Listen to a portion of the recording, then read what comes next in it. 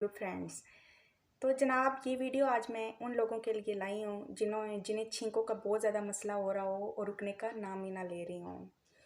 तो करना क्या है आपने कि आधा किलो खसखस लेनी है, उसको अच्छे से साफ़ कर लेना है। 3 पाव आपने दूध लेना है और खसखस को दूध में भिगो देना है रात भर के लिए।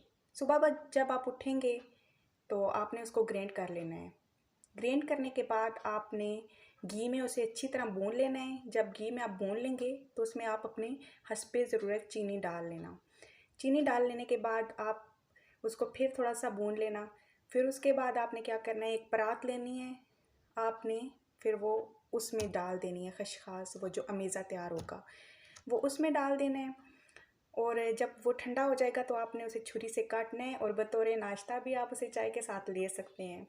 तो 4-5 दिन आपने ये करना है, इसको इस तरीके से खाना है, तो इंशाल्लाह सारी ज़िंदगी के लिए आपकी छींकें आना बंद हो जाएंगी।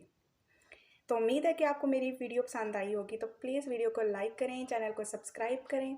तो इंशाल्लाह फिर मिलते